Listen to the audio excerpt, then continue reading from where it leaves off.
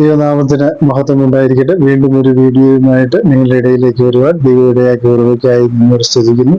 ഇന്ന് ഡേവിഡ് അടിമാലി പാസ്റ്റർക്ക്, അതായത് 3 ദൈവങ്ങളുണ്ട്, ഡേവിഡ് അടിമാലി പാസ്റ്റർക്ക് ഒരു മറുപടിയുമായിട്ടാണ് വീണ്ടും നിങ്ങളുടെ മുമ്പിൽ വരുവാൻ ദൈവം ഇടയാക്കിയത്. അപ്പോ നമുക്ക് ഒരു വീഡിയോ കണ്ടുകൊണ്ട് നമുക്ക് തുടങ്ങാം.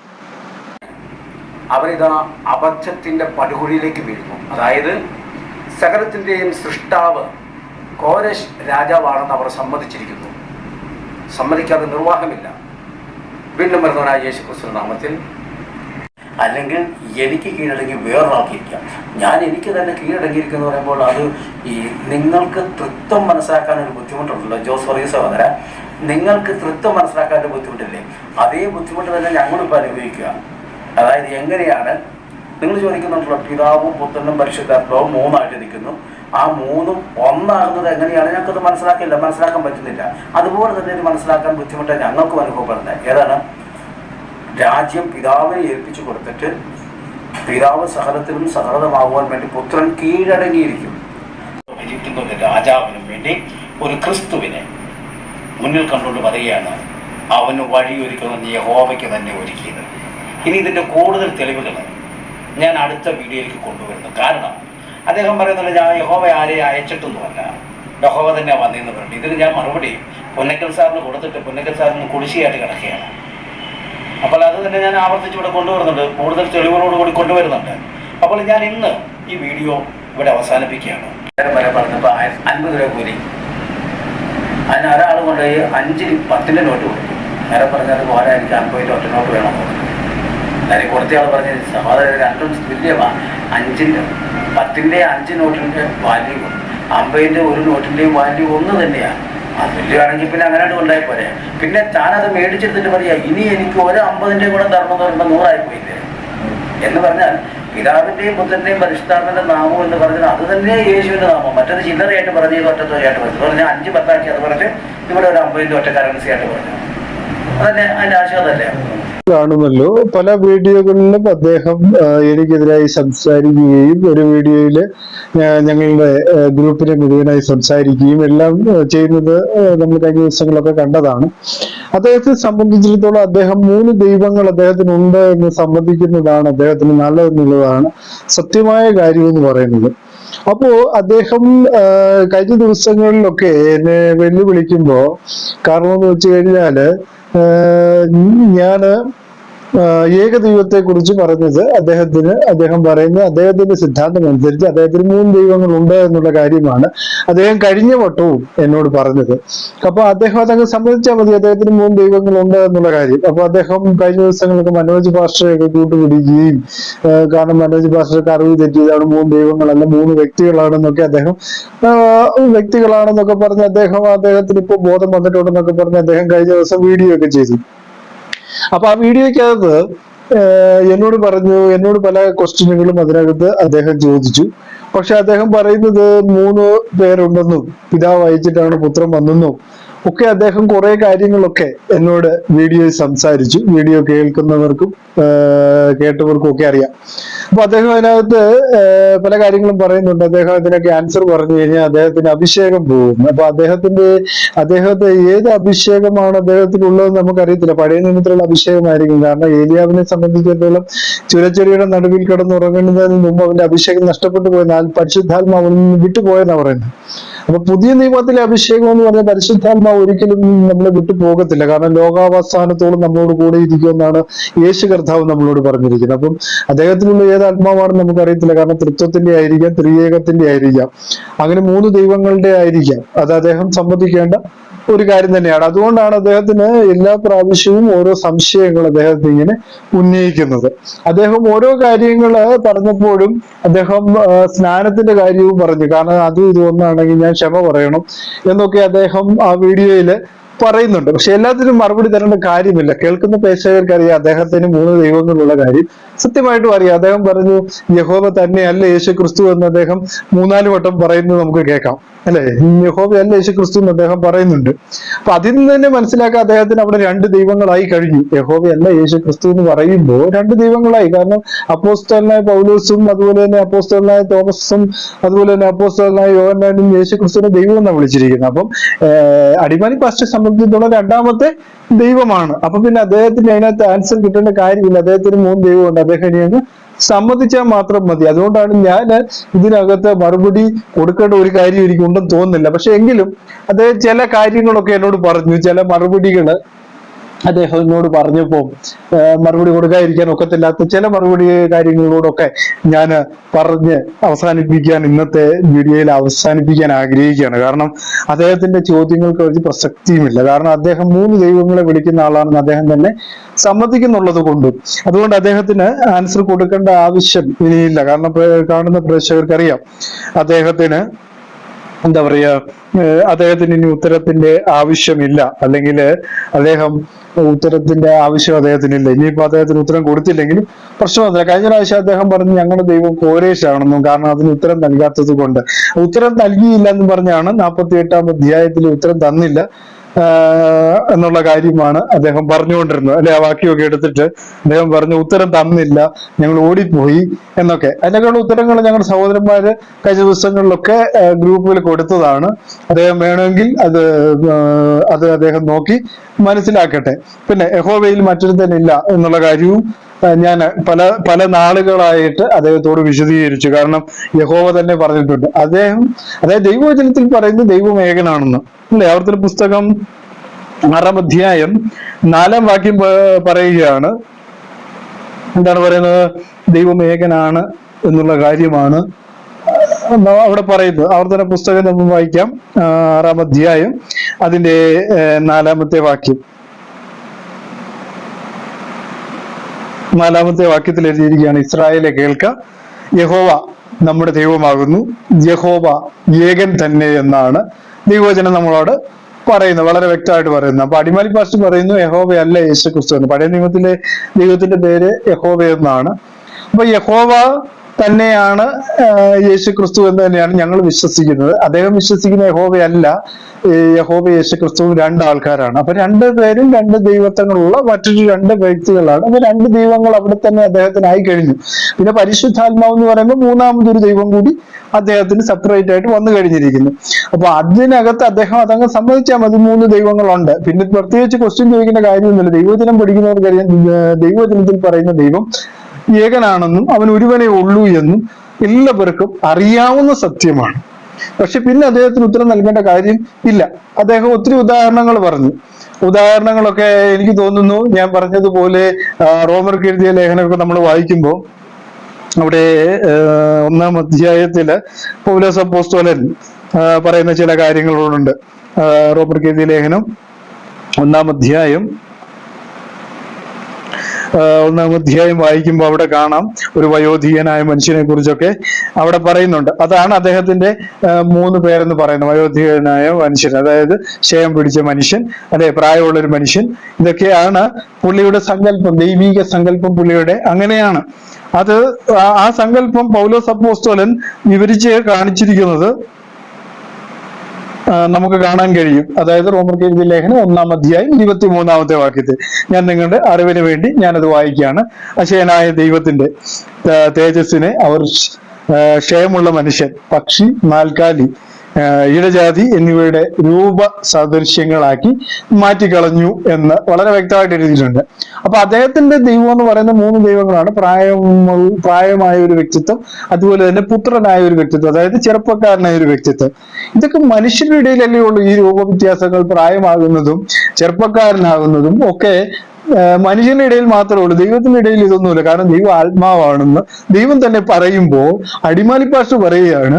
കാരണം ദൈവം 3 പേരാണെന്നും 3 പേർ കൂടിയ വ്യക്തിത്വങ്ങളാണെന്നും ഒക്കെ പറയുകയാണ്. 3 വ്യക്തിത്വങ്ങളാണെങ്കിൽ ഞാൻ ചോദിക്കുക കൊള്ളട്ടെ, യേശുക്രിസ്തു രണ്ടാമനാണെങ്കിൽ എന്തുകൊണ്ട് യേശുക്രിസ്തു പഠിപ്പിച്ച് ഏക കർത്താവേ ഉള്ളൂ എന്ന്? യേശു കർത്താവേ എന്ന് വിളിക്കുന്നവനല്ലെന്ന് എത്രയോ പ്രാവശ്യം ദൈവവചനത്തിൽ യേശു കർത്താവ് തന്നെ പറയുന്നു. അപ്പൊ എത്ര കർത്താവ് ഉണ്ട്? 2 കർത്താക്കന്മാർ അവിടെ ഉണ്ടാകുന്നു. എന്റെ കർത്താവിനോട് കർത്താവ് പറഞ്ഞു എന്നൊക്കെയുള്ള വാക്യങ്ങളാണ് അദ്ദേഹത്തിന് എടുക്കാനുള്ളത്, അല്ലെ? അപ്പൊ 2 കർത്താവ് ഉണ്ട് എന്നാണ് അദ്ദേഹം പറയുന്നത്. അപ്പം അദ്ദേഹം പറഞ്ഞത് യേശുക്രിസ്തു പറഞ്ഞതിനും ദൈവവചനം പറഞ്ഞതിനും ഒക്കെ വ്യത്യസ്തമാണ്. ഏകൻ, അതായത് എഫേസ്യർക്ക് എഴുതിയ ലേഖനം വായിക്കുമ്പോൾ, എഫേസ്യർ, ഞാൻ നിങ്ങളുടെ അറിവിന് വേണ്ടി ആ ഭാഗം കൂടെ വായിക്കാം. എഫേസ്യർക്ക് എഴുതിയ ലേഖനം 4-ാം അധ്യായം 6-ാമത്തെ വാക്യം. 6-ാമത്തെ വാക്യത്തിൽ എഴുതിയിരിക്കുകയാണ്, എല്ലാവരും കൂടി വ്യാപരിക്കുന്നവനും എല്ലാവരിലും ഇരിക്കുന്നവനുമായി എല്ലാവർക്കും ദൈവവും പിതാവുമായവൻ ഒരുവൻ. അപ്പൊ അടിമാലി പാസ്റ്ററുടെ കാര്യത്തിൽ പറയുകയാണെങ്കിൽ 3 പേരുണ്ട്, ഒരുവനല്ല 3 പേരാണ്. അവിടെ 3 പേരെന്നൊരു കാര്യമേ പറയുന്നില്ല. പക്ഷെ അടിമാലി പാസ്റ്റർ പറയുന്നത് അവിടെ 3 പേരുണ്ട്. അപ്പൊ അടിമാലി പാസ്റ്ററുടെ ദൈവീയ ജ്ഞാനം എങ്ങോട്ട് പോകുന്നു എന്നുള്ള കാര്യത്തെക്കുറിച്ച് നമ്മൾ ചിന്തിക്കേണ്ട ഒരു സത്യം തന്നെയാണ്, അല്ലെ? എന്നെ കേൾക്കുന്ന പ്രേക്ഷകർക്ക് മനസ്സിലായി കാണും അടിമാലി സാറിന് എത്ര ദൈവം ഉണ്ടെന്നുള്ള കാര്യത്തെക്കുറിച്ച്. അപ്പൊ അടിമാലി സാറ് എന്ത് ക്വസ്റ്റ്യൻ ചോദിച്ചെന്ന് പറഞ്ഞാലും അദ്ദേഹത്തിന് 3 ദൈവങ്ങളുണ്ട്, അത് അദ്ദേഹത്തിന് സ്ഥാപിച്ചെടുക്കണം. അതിനു വേണ്ടിയാണ് അദ്ദേഹം വീണ്ടും വീണ്ടും ഞങ്ങൾ ചോദിച്ചിരുന്ന ഉത്തരം പറഞ്ഞില്ല എന്ന് പറഞ്ഞുകൊണ്ട് അദ്ദേഹം ഫ്രണ്ടിലേക്ക് വീണ്ടും വരുന്നത്. അപ്പോ ഞാൻ ഇവിടെ പറഞ്ഞതിന്റെ കാരണം, ദൈവം എന്ന് പറയുന്നത് മനുഷ്യനല്ല, മനുഷ്യപുത്രനല്ല എന്ന് സംഖ്യാപുസ്തകം വളരെ വ്യക്തമായിട്ട് രേഖപ്പെടുത്തുന്നുണ്ട്. സംഖ്യാപുസ്തകത്തിൽ മാത്രമല്ല വേറെ പല പുസ്തകങ്ങളിലും അതുകൊണ്ട് അത് വായിക്കുന്നവർക്ക്, ദൈവവചനം വായിക്കുന്നവർക്ക് നന്നായിട്ട് അതിനെക്കുറിച്ച് വ്യക്തമായിട്ട് അറിയാം എന്നുള്ളതാണ്. 23-ാം അധ്യായത്തില് നമ്മൾ വായിക്കുമ്പോൾ 19-ാമത്തെ വാക്യം, സംഖ്യാപുസ്തകം 23-19 വാക്യത്തിൽ, വ്യാജം പറയുവാൻ ദൈവം മനുഷ്യനല്ല, അനുദപിപ്പാൻ അവൻ മനുഷ്യപുത്രനുമല്ല,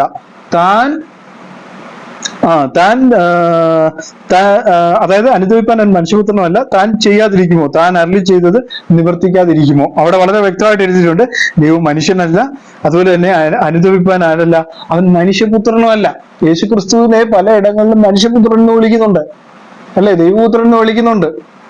അപ്പൊ ഇതെല്ലാം വിളിക്കുമ്പോ അടിമാലി സാറിന്റെ വിചാരം അദ്ദേഹം യേശുക്രിസ്തു മനുഷ്യനാണ് എന്നുള്ള ചിന്തയാണ്. അതുകൊണ്ടാണ് യേശുക്രിസ്തു പറഞ്ഞത് ഞാൻ ഏകനല്ല എന്ന് പറഞ്ഞു. ഞാൻ ദൈവമാണ്, അതുകൊണ്ടാണ് ഞാൻ ഏകനല്ല എന്ന് പറഞ്ഞു. മനുഷ്യനാണെങ്കിൽ പറയും ഞാൻ ഏകനാണ് എന്ന് പറഞ്ഞു. പക്ഷെ യേശുക്രിസ്തു പറയാണ്ട് ഞാൻ ഏകനല്ല എന്ന് പറഞ്ഞു. അപ്പൊ സങ്കീർത്തനങ്ങളിൽ പറയുന്നുണ്ട് ഏകനായി നിന്ന് മഹാ അത്ഭുതങ്ങളെ പ്രവർത്തിക്കുന്ന ദൈവത്തെ കുറിച്ച്. അപ്പൊ ഏകനായി നിന്ന് മഹാ അത്ഭുതങ്ങളെ പ്രവർത്തിക്കുന്ന ദൈവത്തിന് എന്തിനാണ് മറ്റൊരാളുടെ ആവശ്യം? തൃത്വത്തിൽ 2 പേരോട് ഉണ്ടെന്നാ പറയുന്നത്. അവരുടെ കൂടിയിട്ടാണ്, അവരുടെ കാര്യങ്ങളൊക്കെ അറിയിച്ചിട്ടാണ് ദൈവം ഈ കാര്യങ്ങളൊക്കെ ചെയ്യുന്നതെന്നാണ് അടിമാലി പാസ്റ്റർ പോലുള്ളവർ പറയുന്നത്. അപ്പൊ അവിടെ 3 പേരുണ്ടെന്ന് പറയുന്നത് എല്ലാം ആലോചിച്ചിട്ടാണ് പറഞ്ഞത്. അതിന് അദ്ദേഹം ഉത്തമ ഉദാഹരണം വെച്ചത് എവിടെയാണ്? ഭാര്യയും ഭർത്താവും തമ്മിലുള്ള ബന്ധത്തെ കുറിച്ചൊക്കെയാണ്. ഭാര്യയും ഭർത്താവും തമ്മിലുള്ള ബന്ധവുമായിട്ട് എന്താണ് അതിനകത്ത് യാതൊരു യോജിപ്പും അതിനകത്തില്ല. കാരണം ഭർത്താവ് ചിന്തിക്കുന്നവരായിരിക്കില്ല ഭാര്യ ചിന്തിക്കുന്നത്, 2 പേരും വ്യത്യസ്ത ചിന്തക്കാർ. അത് നമുക്കറിയത്തില്ല. ഭാര്യയുടെ മനസ്സിലിരിക്കുന്നു ഭർത്താവിന്റെ മനസ്സിലിരിക്കുന്ന കാര്യം നമുക്ക് പറയാൻ നോക്കുമോ? പറയാനൊക്കത്തില്ല. ആ ഉദാഹരണം ഒന്നും ദൈവത്തെ വെച്ച് ഉപമിക്കാമെന്ന് ഡേവിഡ് അടിമാലി പാസ്റ്റർ മനസ്സിൽ പോലും ചിന്തിച്ചിട്ട് കാര്യമില്ല. അതൊക്കെ തെറ്റായ വ്യാഖ്യാനങ്ങൾ മാത്രമാണ്. കാരണം ദൈവം ഏകനാണെന്ന് മോശ ഇസ്രായേൽ ജനത്തെ പഠിപ്പിച്ചിരിക്കുകയാണ്. അത് മാറ്റുവാൻ ഇവിടെ ഒരു തൃത്വക്കാരനും കഴിയുകയില്ല. അതുപോലെ തന്നെ പൗലോസ് അപ്പോസ്തലൻ പറഞ്ഞു ദൈവം ഒരുവനേ ഉള്ളൂ, 3 പേരാണെന്ന് രേഖപ്പെടുത്തിയിട്ടില്ല. രേഖപ്പെടുത്തിയിട്ടില്ലാത്തിടത്തോളം കാലം എന്റെ അടിമാലി പാസ്റ്ററെ, നിങ്ങൾ ഞങ്ങളോട് ചോദിക്കുന്ന ചോദ്യത്തിന് യാതൊരുവിധ അർത്ഥവുമില്ല എന്ന് ഞാൻ പറഞ്ഞുകൊള്ളട്ടെ. കാരണം എന്ന് വെച്ച് കഴിഞ്ഞാൽ യഹോവയിൽ മറ്റൊരുത്തൻ ഇല്ല എന്ന് ഞാൻ കഴിഞ്ഞ ദിവസങ്ങളിലെ ഡിസ്കഷനിൽ ഞാൻ സംസാരിച്ചപ്പോൾ അതിനെക്കുറിച്ച് പറഞ്ഞിരുന്നു. അത് പോയി താങ്കൾ ശ്രദ്ധിക്കുകയാണെങ്കിൽ മനസ്സിലാകും. കാരണം യഹോവയായ ദൈവം തന്നെ സാക്ഷ്യപ്പെടുത്തിയിരിക്കുന്ന കാര്യം എന്നും മറ്റൊരുത്തൻ ഇല്ല.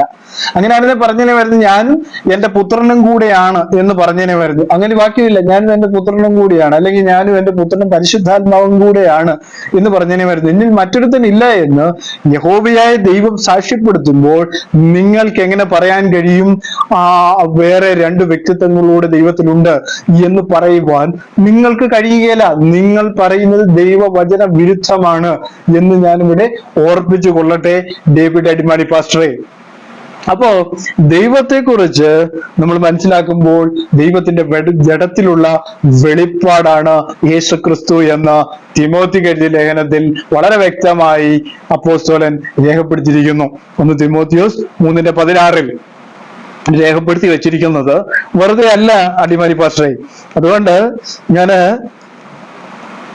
എല്ലാത്തിനും ഒന്നും ഞാൻ മറുപടി തരേണ്ട കാര്യമില്ല. കേൾക്കുന്ന പ്രേക്ഷകർക്കറിയാം. കാരണം താങ്കൾക്ക് 3 ദൈവം ഉണ്ടെന്നുള്ള കാര്യം എല്ലാവർക്കും വ്യക്തമായി തുടങ്ങിയിട്ടുണ്ട്. അതുകൊണ്ടാണ് എഴുതിയിരിക്കുന്നത് 1 തിമോത്തിയോസ് 3:16 വായിക്കണം.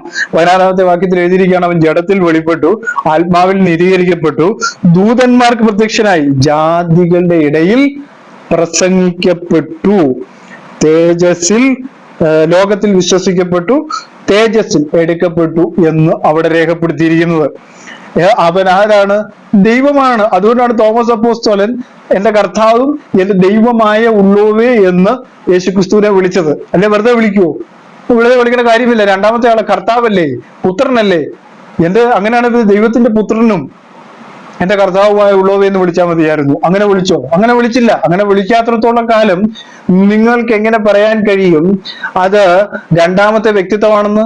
രണ്ടാമത്തെ വ്യക്തിത്വം അല്ല, അത് ദൈവത്തിന്റെ ജഡത്തിലുള്ള വെളിപ്പാടാണ് യേശു ക്രിസ്തു എന്ന് വളരെ വ്യക്തമായിട്ട് പൗലോസ് അപ്പോസ്തലൻ അവിടെ വ്യക്തമായിട്ട് രേഖപ്പെടുത്തിയിട്ടുണ്ട്.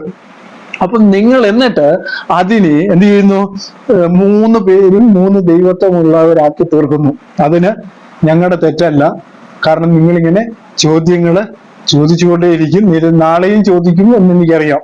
കാരണം നിങ്ങളെ സംബന്ധിച്ചിടത്തോളം നിങ്ങളുടെ അന്ന് ഞാൻ പറഞ്ഞ ആ വീഡിയോയിൽ പറഞ്ഞ കാര്യം തന്നെയാണ് സത്യം. നിങ്ങളുടെ ഈ 3 ദൈവ സിദ്ധാന്തം ഏൽക്കുന്നില്ലാത്തത് കൊണ്ടാണ്, അല്ലെങ്കിൽ അത് പ്രയോഗത്തിൽ വരുന്നില്ലാത്തത് കൊണ്ടാണ് നിങ്ങൾ പിന്നെയും ഞങ്ങളോട് ക്വസ്റ്റ്യൻ ചോദിക്കുന്നത്. കാരണം അത് തകരുന്നു എന്നുള്ള തോന്നൽ നിങ്ങളെ പിടിച്ചു കുലുക്കുന്നു. അതുകൊണ്ട് നിങ്ങൾ എന്ത് ചെയ്യുന്നു? ഞങ്ങളോട് വീണ്ടും ചോദ്യം ചോദിക്കുകയാണ്, നിങ്ങളുടെ ദൈവം കോരേശ് അല്ലേ?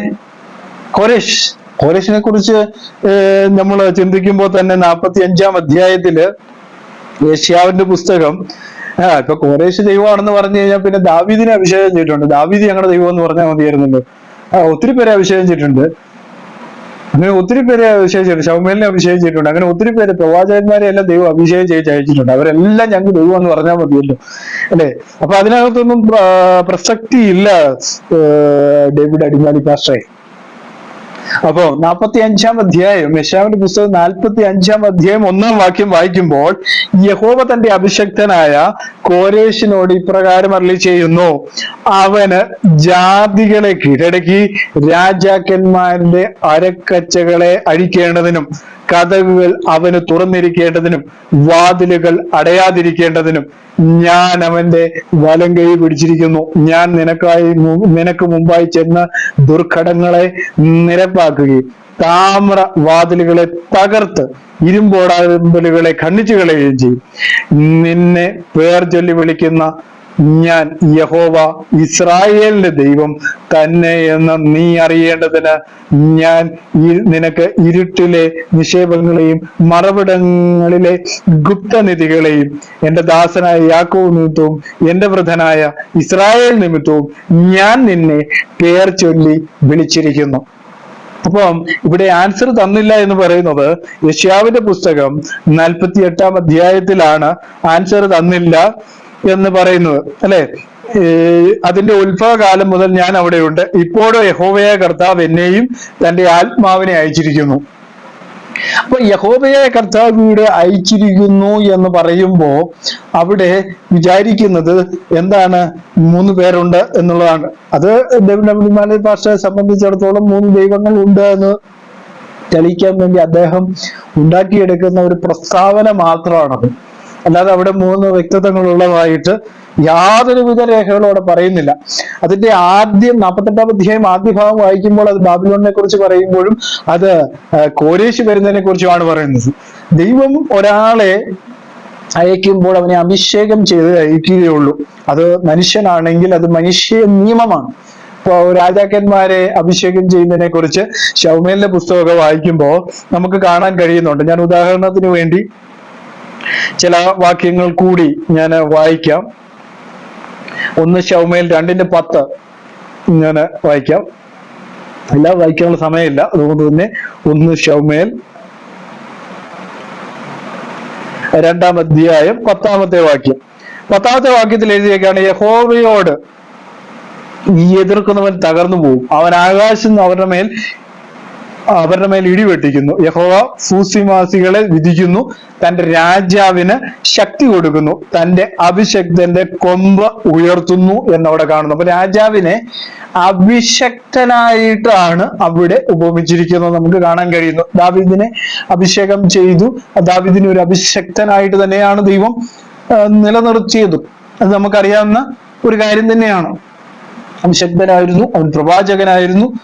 ദൈവം മനുഷ്യനായിട്ട് ഭൂമിയിൽ വരും എന്നുള്ളതിനെ കുറിച്ച് അവൻ പ്രവചിച്ചിട്ടുണ്ട്. അവൻ പ്രവാചകൻ കൂടിയായിരുന്നു. അപ്പൊ ദൈവം അഭിഷേകം ചെയ്താണ് ദാവീദിനെ രാജാവായിട്ട് എടുക്കുന്ന രംഗവും നമുക്ക് കാണാൻ കഴിയുന്നു. എന്ന് പറഞ്ഞുകൊണ്ട് ദാവീദാണ് ഞങ്ങളുടെ ദൈവമെന്ന് അടിമാലി പാസ്റ്റർ പറയൂ? എനിക്ക് തോന്നുന്നില്ല. അങ്ങനെ കാണുന്നവരെല്ലാം ഞങ്ങളുടെ ദൈവമാണെന്ന് പറഞ്ഞു കഴിഞ്ഞാൽ ശരിയാകുന്ന കാര്യമാണോ അടിമാലി പാസ്റ്ററെ? നിങ്ങളുടെ സിദ്ധാന്തം ശരിയാകുന്നില്ല എന്ന് കാണുമ്പോൾ മറ്റുള്ളവരുടെ സിദ്ധാന്തത്തിലെ കോരേശാണെന്നും ദാവീദാണ് ദൈവം എന്നൊക്കെ പറഞ്ഞു കഴിഞ്ഞാൽ അതൊരു മറുപടിയായിട്ട് എനിക്ക് തോന്നുന്നില്ല. അത് നിങ്ങൾക്ക് രക്ഷപ്പെടാനുള്ള മാർഗം മാത്രമേ ഉള്ളൂ. അതിനൊന്നും ഉത്തരം തരേണ്ട കാര്യമില്ല. കാരണം ദൈവവചനം വായിക്കുന്ന നല്ല ദൈവ മക്കൾക്ക് അതിന്റെ ഉത്തരം എന്നാന്നറിയാം. മനസ്സിലായോ? ആരെ ആരാധിക്കുന്നു എന്നൊക്കെ എല്ലാവർക്കും അറിയാം.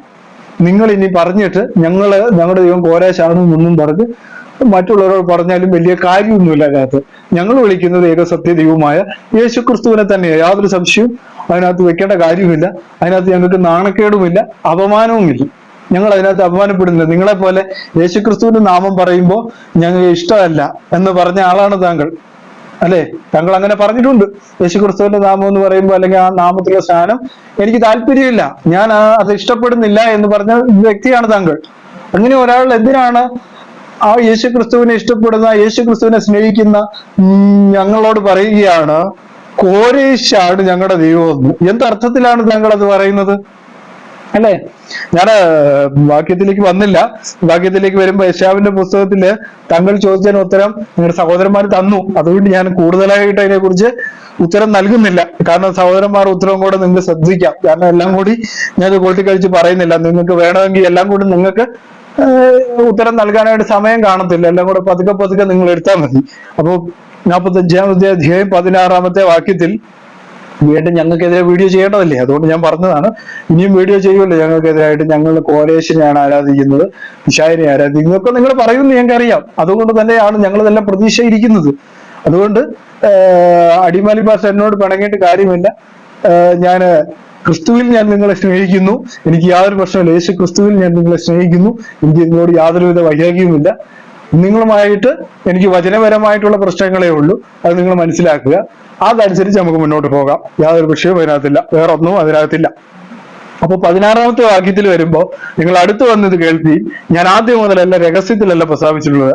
അതിന്റെ ഉത്ഭവകാലം മുതൽ ഞാൻ അവിടെയുണ്ട്. ഇപ്പോഴോ യഹോവയായ കർത്താവ് എന്നെയും തന്റെ ആത്മാവിനെ അയച്ചിരിക്കുന്നു. ഇസ്രായേലിന്റെ പരിശുദ്ധനും നിന്റെ വീണ്ടെടുപ്പുകാരനായ യഹോവ ഇപ്രകാരം അരുളി ചെയ്യുന്നു. അല്ലെ? യഹോവ അരുളി ചെയ്യുകയാണ്. വീണ്ടെടുപ്പുകാരന് പരിശുദ്ധന് ഒരാളെ ഉള്ളൂ, ഒരു പരിശുദ്ധനേ ഉള്ളൂ. 2 പരിശുദ്ധന്മാരുണ്ടോ? നമുക്ക് 3 പരിശുദ്ധന്മാരുണ്ടോ? അല്ലെ? യെശയ്യാവിന്റെ പുസ്തകത്തിൽ പരിശുദ്ധൻ എന്ന് കണ്ടപ്പോൾ നിങ്ങളൊക്കെ പറയും 3 പരിശുദ്ധന്മാരുണ്ടെന്ന്. അങ്ങനെ പറയുന്ന വ്യക്തിത്വമാണ് ഈ തൃത്തക്കാർ, എനിക്കറിയാം. അതുകൊണ്ട് ഞാൻ ഇതിനെക്കുറിച്ച് സംസാരിക്കുന്നില്ല. അത് ഞാൻ അവിടെ വിടുകയാണ്. ഇപ്പോൾ യഹോവയായ കർത്താവ് എന്നെയും തന്റെ ആത്മാവിനെയും അയച്ചിരിക്കുന്നു എന്ന് പറയുമ്പോ അവിടെ എവിടെയാണ് ഒരു വ്യക്തി വരുന്നത്? ചിന്തിക്കേണ്ട ഒരു കാര്യം തന്നെയാണ്. അത് എന്റെ സഹോദരന്മാർ പറഞ്ഞതുപോലെ ശരിയാണ്. എന്താണ്? കോരേശുമായിട്ടുള്ള ബന്ധത്തിലാണ് അത് പറഞ്ഞിരിക്കുന്നത് അവർ പറഞ്ഞു. ഇനി രണ്ടാമത് പറഞ്ഞ് അങ്ങനെ തന്നെ ആണെങ്കിൽ തന്നെ ദൈവവചനത്തിൽ കർത്താവ് വരുന്നതിനെ കുറിച്ചുള്ള ഒരു വെളിപ്പാടായിട്ട് പറയുന്നുവെന്ന് സഹോദരന്മാർ പറഞ്ഞു. അത് ഞാൻ കഴിഞ്ഞ ദിവസങ്ങൾ അതിനെ കുറിച്ച് സംസാരിച്ചിരുന്നു. പിതാവ് അയച്ചിട്ട് പുത്രൻ വന്നു എന്നതിനെ കുറിച്ചുള്ള കാര്യവും പറഞ്ഞു. ഒരിക്കൽ ദൈവം തന്റെ വചനത്തിലൂടെ പ്രസ്താവിക്കുന്നതിന് അതിന് ജീവൻ വെക്കുന്നു. ആ ജീവൻ വെച്ച് കഴിയുമ്പോഴാണ് അതാണ് വചനം ജഡമായി നമ്മുടെ ഇടയിൽ വെളിപ്പെട്ടു എന്നുള്ള കാര്യത്തെക്കുറിച്ച് നമ്മള് യോഹന്നാന്റെ സുവിശേഷത്തിൽ പറയുന്നുണ്ട്, അല്ലേ? വേണമെങ്കിൽ സംശയം ഉണ്ടെങ്കിൽ ആ വാക്യം കൂടെ വായിച്ചിട്ട് ഞാൻ പോകാം. യോഹന്നാന്റെ സുവിശേഷം 1-ാം അധ്യായം അവിടെ വായിക്കുമ്പോൾ നമ്മൾ വായിക്കുമ്പോൾ വചനം ദൈവമായിരുന്നു, വചനം ദൈവത്തോടുകൂടെ സകലവും അവൻ മുഖാന്തരം ഉളവായി, ഉളവായതൊന്നും അവനെ കൂടാതെ ഉളവായതല്ല. അവൻ ജീവൻ ഉണ്ടായിരുന്നു, ജീവൻ മനുഷ്യരുടെ വെളിച്ചമായിരുന്നു, വെളിച്ചം ഇരുളിൽ പ്രകാശിച്ചിരുന്നു, ഇരുളോ അതിനെ പിടിച്ചടക്കിയില്ല. ദൈവം അയച്ചിട്ടൊരു മനുഷ്യൻ വന്നു എന്ന് പറയുമ്പോൾ അവൻ വന്നത് എങ്ങനെയാണ്? അവൻ രക്തത്തിൽ നിന്നല്ല, ജഡത്തിന്റെ ഇഷ്ടത്താലല്ല, പുരുഷത്തിന്റെ ഇഷ്ടത്താലുമല്ല, ദൈവത്തിൽ നിന്ന് അത്ര ജനിച്ചത്. വചനം ജഡമായി തീർന്നു. അതായത് യോഹന്നാന്റെ സുവിശേഷം 1-14 വാക്യം. വചനം എന്ന് പറയുമ്പോൾ ദൈവം, ഞാൻ കഴിഞ്ഞ ദിവസങ്ങളിൽ പറഞ്ഞു, ദൈവം ഒരു വചനം അയക്കുകയാണ്. ആ അയക്കുന്ന വചനത്തിന് ജീവൻ വെളിപ്പെടും. ആ വചനം ജഡമായി തീരുകയായിരുന്നു എന്നുള്ള കാര്യം അവിടെ യോഹന്നാൻ അപ്പോസ്തലൻ രേഖപ്പെടുത്തി വെച്ചിട്ടുണ്ട്. അതുപോലെ തന്നെയാണ് അവിടെ എഴുതിയിരിക്കുന്നത്. ദൈവം ഒരിക്കൽ പ്രവാചകനോട് അയക്കുന്ന കാര്യങ്ങൾ വെളിപ്പെടാൻ പോകുന്നു. യേശു ക്രിസ്തു മനുഷ്യനായി ഭൂമിയിൽ വരും, അതായത് ദൈവം ജഡത്തിൽ വെളിപ്പെടും എന്നുള്ള കാര്യത്തെക്കുറിച്ച് വളരെ വ്യക്തമായി പ്രവാചകന്മാർ എടുത്തു വെച്ചിരിക്കുന്ന പ്രവചനത്തെ എടുത്താണ് താങ്കൾ പറയുന്നത്. അവിടെ 3 വ്യക്തികളുണ്ട്, 3 ദൈവങ്ങളുണ്ട്, അല്ലെ? പുരാതന കാലം തൊട്ട് ഏകരക്ഷകനായ യഹോവ പറയുകയാണ് ഇതെല്ലാം, അല്ലെ? ഒരുവനായ ദൈവം. പുതിയ നിയമത്തിലെ അപ്പോസ്തലൻ അങ്ങനെ തന്നെ പഠിപ്പിച്ചത്. ഏകനായ ദൈവം, ഏകനായ മഹാത്ഭുതങ്ങൾ ചെയ്യുന്ന ദൈവം. ആ ദൈവം പുതിയ നിയമത്തിൽ യേശുക്രിസ്തുവായി വെളിപ്പെടുമ്പോൾ എന്താണ്? താൻ തനിക്ക് വേണ്ടി ഒരു മന്ദിരം. അതുകൊണ്ടല്ലേ പറഞ്ഞ ഈ മന്ദിരം ഇടിച്ചു പൊളിച്ച് ഞാൻ 3 ദിവസം കൊണ്ട് പണിയുമെന്ന് യഹൂദന്മാരോട് പറഞ്ഞത് വെറുതെയാണോ? യഹൂദന്മാരോട് വെറുതെ പറഞ്ഞതല്ലത്. താൻ ഒരു മന്ദിരം, അതായത് താൻ പൊളിക്കുവാൻ വേണ്ടി താൻ ഒരു മന്ദിരം നിർമ്മിക്കുന്നു. എന്തിനു വേണ്ടിയാണ്? പൊളിച്ചു പണിയാൻ വേണ്ടി ഒരു മന്ദിരം നിർമ്മിക്കുന്നു. ഇതിനാണ് ജനത്തെ വിടിവെക്കാൻ വേണ്ടി താൻ ഒരു മന്ദിരം നിർമ്മിച്ചുകൊണ്ടാണ് ഭൂമിയിലേക്ക് വരുന്നത് ദൈവം, അല്ലേ? ഒരു മന്ദിരം, അല്ലെ? നിങ്ങളാകുന്നു മന്ദിരം. അതാണ് പൗലോസ് അപ്പോസ്തലൻ പറയുന്നുണ്ട്, നിങ്ങൾ ദൈവത്തിന്റെ മന്ദിരങ്ങളാണെന്ന് അറിയുന്നില്ലയോ? മനുഷ്യനെ പലപ്പോഴും ദൈവത്തിന്റെ മന്ദിരമായിട്ടാണ് പലപ്പോഴും, അതായത് രക്ഷിക്കപ്പെട്ട് സ്നാനപ്പെട്ട് കർത്താവിനോട് ചേർന്ന് നിൽക്കുന്ന ദൈവമക്കൾ ദൈവത്തിന്റെ മന്ദിരങ്ങളാണ് എന്ന് പറഞ്ഞതുപോലെ ദൈവം ഒരു മന്ദിരം നിർമ്മിച്ച് ഭൂമിയിലേക്ക് വന്നു. അതുകൊണ്ടാണ് പിതാവ് എന്നിൽ ഇരുന്നുകൊണ്ട് തന്റെ പ്രവൃത്തി ചെയ്യുന്നു എന്ന് പറഞ്ഞത്. കാരണം ന്യായപ്രമാണത്തിലെ നമ്മുടെ യാഗങ്ങൾക്ക് പൂർണ്ണ പരിഹാരം, അല്ലെ? ദൈവത്തിന്റെ തേജസ് വന്ന് സമാഗമന കൂടാരത്തിൽ വന്ന് ഇരിക്കുന്നത് പോലെ തന്നെയായിരുന്നു യേശുക്രിസ്തുവിൽ ദൈവത്തിന്റെ ആത്മാവ് വസിക്കുന്നത്. അതേ കാര്യം തന്നെയാണ് പുതിയ നിയമത്തിൽ അത് പൂർണ്ണമാകുന്നു എന്നുള്ളതാണ്. പഴയ ന്യായപ്രമാണത്തിൽ സംഭവിച്ച കാര്യം പുതിയ നിയമത്തിൽ പൂർണ്ണമാകുന്നു. അപ്പൊ യേശുക്രിസ്തു ദൈവമായിരുന്നു, ദൈവം ജഡത്തിൽ വെളിപ്പെടുകയായിരുന്നു. കാരണം അവൻ മനുഷ്യനുമല്ല, മനുഷ്യപുത്രനുമല്ല എന്ന് പഴയ നിയമം വളരെ വ്യക്തമായിട്ട് പറയുന്നു. ഏകരക്ഷകനെയുള്ളെന്ന് ദൈവവചനം പറയുന്നു.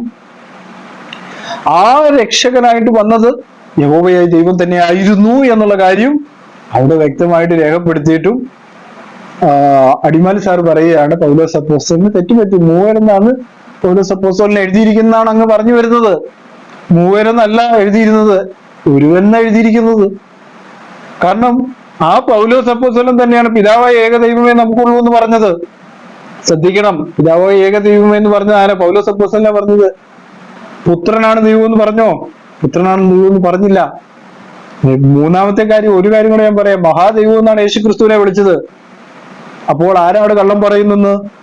അടിമാലി പാസ്റ്റർ തന്നെ ശ്രദ്ധിക്കുക. ഞാൻ കള്ളം പറഞ്ഞു, അല്ലെ? സ്നാനത്തിന്റെ കാര്യത്തിൽ ഞാൻ കള്ളം പറഞ്ഞു എന്നാണ് പറയുന്നത്. അപ്പൊ പിതാവ്, പുത്ര, പരിശുദ്ധാത്മാവ് എന്താണെന്ന് അറിയാവുന്നവർക്ക് അറിയാം 2:38 സ്നാനം എന്താന്നുള്ള കാര്യം, അല്ലെ? അത് ഞാൻ വിശദീകരിച്ചിട്ടുണ്ട് 2 ഡിസ്കഷൻ ഗ്രൂപ്പിൽ. അങ്ങേക്ക് അത് കേൾക്കാൻ കഴിയും. ദേവുഡ് സാറേ, അങ്ങേക്ക് കേൾക്കാൻ കഴിയും. അപ്പൊ അങ്ങ് അതിനകത്ത് വിശദീകരിച്ച് കേട്ടാൽ മതി. ഞാനത് വിശദീകരിച്ചിട്ടുണ്ട് ആ ഡിസ്കഷൻ ഗ്രൂപ്പില്. അപ്പം അതിൽ വിശദീകരിച്ചിട്ടുണ്ട് എന്താണ് പിതാവ് എന്നുള്ള കാര്യം. യേശുക്രിസ്തു പറഞ്ഞു, ഞാൻ നിന്റെ നാമത്തിൽ വന്നിരിക്കുന്നു എന്ന് പറഞ്ഞിട്ടുണ്ട്. യേശുക്രിസ്തു എന്ന പേര് ഇടണമെന്ന് പറഞ്ഞിട്ടുണ്ട്. 3-ാമത്തെ കാര്യം എന്താണ്? എന്റെ നാമത്തിൽ അയക്കാനുള്ള, അത് യേശുക്രിസ്തുവിന്റെ നാമത്തിൽ അയക്കാനുള്ള പരിശുദ്ധാത്മാവ്. അപ്പൊ അത് 3-ാമത്തെ വ്യക്തിത്വമാണോ? അല്ല. അവിടെ എവിടെയാ 3 വ്യക്തിത്വങ്ങൾ വരുന്നത്? പൗലോസ് അപ്പോസ്തലൻ അങ്ങനെ പഠിപ്പിച്ചിട്ടില്ല, ഒരുവനെന്നേ പഠിപ്പിച്ചിട്ടുള്ളൂ. ഈ 3 പേരുടെ കാര്യം ഇവിടെ പറയുന്നുണ്ടെങ്കിലും യേശുക്രിസ്തു എല്ലാം ഒരുവനെന്നേ പൗലോസ് അപ്പോസ്തലൻ പഠിപ്പിച്ചത്. നിങ്ങൾക്ക് ഈ വെളിപ്പാട് ഇവിടുന്ന് കിട്ടി? 3 പേരാണെന്നും 3 ദൈവങ്ങളാണെന്നും യഹോവയിൽ മറ്റൊരുത്തൻ ഇല്ല എന്ന് യഹോവ തന്നെ സാക്ഷ്യപ്പെടുത്തുമ്പോൾ നിങ്ങൾ പറയുന്നു 3 പേരാണെന്നും. ഇത് നിങ്ങളുടെ തെറ്റാണ്, ഞങ്ങളുടെ കുഴപ്പമല്ല. നിങ്ങൾ വചനം പഠിച്ചതിന്റെ കുഴപ്പമാണ്. കാരണം ഇതിനപ്പുറത്തേക്ക് ഉത്തരങ്ങൾ തരുവാനില്ല. കാരണം യെശയ്യാവിന്റെ പുസ്തകത്തില് ഇതിന്റെ കാര്യം കൂടി ഞാൻ പറഞ്ഞിട്ട് പോകാം. കാരണം അവിടെ ആത്മാവിനെ അയച്ചിരിക്കുന്നു എന്ന് പറയുമ്പോൾ ദൈവം ആത്മാവാണ്. യാതൊരു സംശയവും അതിനകത്തില്ല. എന്തെങ്കിലും സംശയം അതിനകത്തുണ്ടോ? ഇല്ല. എന്നെയും എന്റെ ആത്മാവിനെ അയച്ചിരിക്കുന്നു എന്ന് പറയുമ്പോൾ അവിടെ 3 വ്യക്തിത്വങ്ങളുടെ ഇതാണ് കാണിക്കുന്നത്. അല്ല, ആത്മാവ് ഒരു വ്യക്തിത്വമായിട്ട് നമുക്ക് കൂട്ടാൻ കഴിയില്ല. കാരണം മനുഷ്യനിലാണ് ഈ വ്യക്തിയും വ്യക്തിത്വം ഒക്കെ വരുന്നത്. മനുഷ്യനിലാണ്. ദൈവം ഒരുവൻ എന്നും ഏകനെന്നുമാണ് ദൈവത്തെക്കുറിച്ച് പറയുന്നത്. ദൈവം ഏകനാണ്, ഒരുവനാണ് എന്നുള്ള കാര്യമാണ് പറയുന്നത്. മനുഷ്യനിൽ വരുമ്പോഴാണ് വ്യക്തിത്വവും പേഴ്സണാലിറ്റിയും ഒക്കെ വരുന്നത്. ദൈവം സരാചരങ്ങളുടെ സൃഷ്ടാവാണ്. അവൻ നമ്മൾ നിരൂപിക്കുന്നത് പോലെ അല്ലിരിക്കുന്നത്. നിങ്ങൾ ഉദ്ദേശിക്കുന്നത് പോലെ വയോധികനോ പ്രായം കൂടിയ വ്യക്തിത്വമോ അല്ലെങ്കിൽ വയസ്സനായ വ്യക്തിത്വമോ ഇതൊക്കെ മനുഷ്യരുടെ ഇടയിലല്ലേ ഭാഷ ഉണ്ടാകുന്നത്? മനുഷ്യരുടെ ഇടയിലല്ലേ ഉണ്ടാകുന്നത്? പുത്രനാണെന്ന് പറഞ്ഞാൽ ഉടനെ ഇരിക്കുന്ന ഒരു ചെറുപ്പക്കാരനായ പുരുഷനാണോ എന്ന് ഭാഷ ഒന്ന് ചിന്തിക്കുക. ഭാഷ ചിന്തിച്ചിട്ട് മറുപടി പറയുക. 2:38 സ്നാനം. പിതാവിന്റെയും പുത്രന്റെയും പരിശുദ്ധാത്മാവിന്റെ നാമം ഏതാണ്? യേശുക്രിസ്തുവിന്റെ നാമമാണ്. പക്ഷെ നിങ്ങൾ സ്നാനപ്പെടുത്തുന്നത് എങ്ങനെയാ? പിതാവായ യഹോവ, പുത്രനായ യേശുക്രിസ്തു, പരിശുദ്ധാത്മാവ്. അങ്ങനെ മൂന്ന് വ്യക്തികളും 3 ദൈവത്വത്തിന്റെ നാമത്തിലൂടെ നിങ്ങൾ സ്നാനപ്പെടുന്നത്. അത് നിങ്ങളുടെ തെറ്റ്. അത് ഞങ്ങളുടെ കുഴപ്പമല്ല, നിങ്ങളുടെ തെറ്റാണത്. അത് നിങ്ങൾ സൂക്ഷിക്കുക. നിങ്ങൾ ആ തെറ്റിനെ തിരുത്തുക എന്നുള്ള കാര്യം ഞാനത് ഓർപ്പിച്ചുകൊണ്ട് ഈ പ്രാവശ്യത്തെ വചനപരമ്പര ഇവിടെ അവസാനിപ്പിക്കുന്നു. ഇത് നിങ്ങൾക്ക് ഫോളോ ചെയ്യണമെങ്കിൽ ലൈക്ക് ചെയ്യുക, സബ്സ്ക്രൈബ് ചെയ്യുക. God bless you.